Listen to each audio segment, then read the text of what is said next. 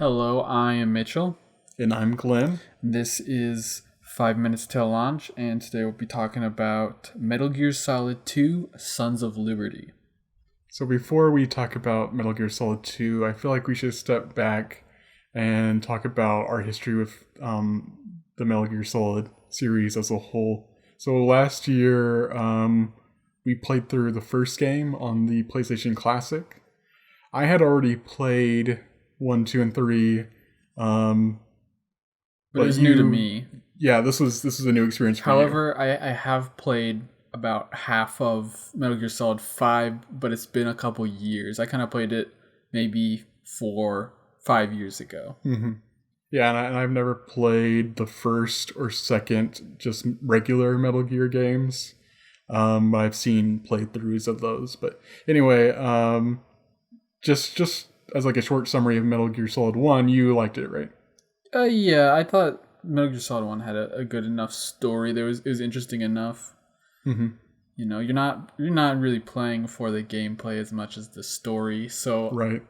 I think that, you know, it's just kind of clunky and strange, but you're playing for the story, and I feel like the story for the first one was good as a complete package. Yeah. And for Metal Gear Solid 2 is very similar gameplay wise. It's very much where the game delivers the story.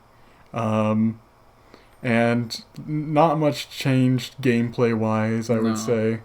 For better or for worse. But yeah, the story is the main focus here. And it's interesting because back whenever I played through 2 by myself, I was like, oh yeah, the story, this is pretty interesting. This is pretty cool.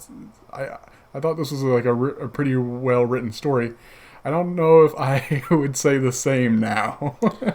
Yeah, it being my first time going through it, I wasn't incredibly impressed, I have to say.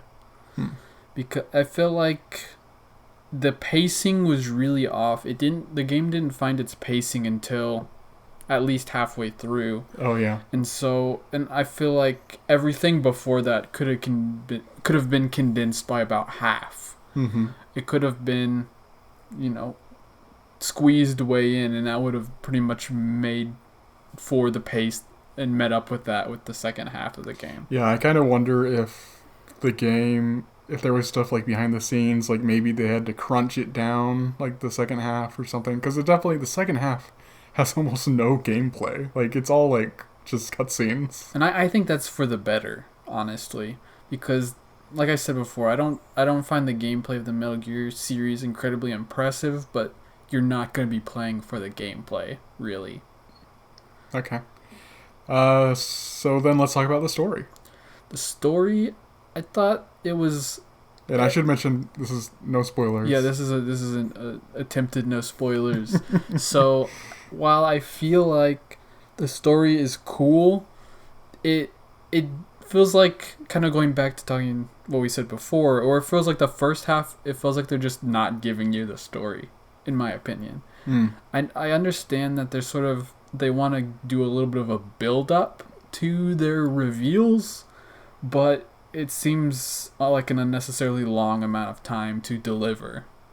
Right. Yeah, like they spend like 60% of time building it all up, but then it's like that 40% is the actual reveals, and they kind of like flip-flop between stuff, kind of, and there's there's a few instances where things feel a little too ridiculous. Yeah, I just feel like I've always sort of had this feeling towards the Metal Gear series. I felt like the hyper interest and study of military was always ruined in a way by like the weird fantasy supernatural stuff.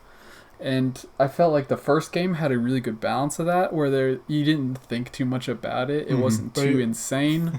But this game kind of ramps that up a little bit, and it feels a little odd. Yeah, they went overboard with it. But I do feel like its overall message is kind of it's very relevant today overall. Yeah, I think in the end it was sort of worth it for the story. Right. Okay, well that's it. And I guess we'll see you in the next one. Bye.